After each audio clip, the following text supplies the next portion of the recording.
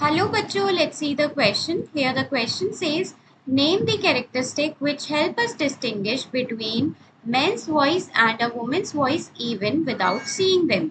So यहाँ पर question में हमसे पूछा गया है कि साउंड का वो कैरेक्टरिस्टिक बताइए जो हमको एक मैन की वॉइस और एक वुमेन की वॉइस को डिस्टिंग्विश करने में हेल्प करता है, जबकि हमको ये नहीं पता होता कि सामने मैन खड़ा है या फिर एक वुमेन खड़ी है। सो यहाँ पर हमारे पास की कॉन्सेप्ट क्या यूज हो रहा है? की कॉन्सेप्ट है हमारे पास pitch and frequency of sound. So sound का पिच जो होता है वो एक ऐसा कैरेक्टरिस्टिक होता है जो कि हमको एक मैन और एक वुमेन की वॉइस को डिस्टिंग्विश कराता है। अब जो पिच होता है वो डायरेक्टली रिलेटेड होता है हमारा फ्रीक्वेंसी से। अगर हाई पिच है मतलब कि साउंड की जो फ्रीक्वेंसी है वो हाई है। So high pitch means high frequency and low pitch means low frequency. और लो पिच है मतलब कि फ्रीक्वेंसी भी हमारे पास लो है।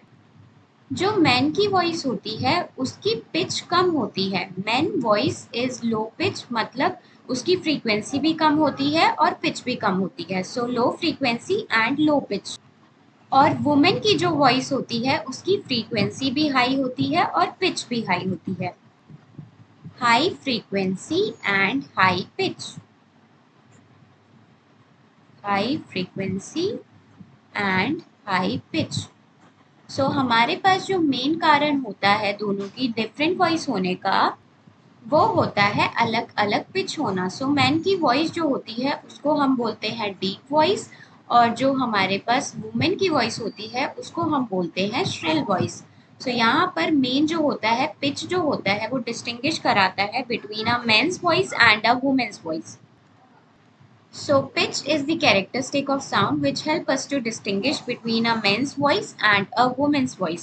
Hope you understood it well. Best of luck and thank you.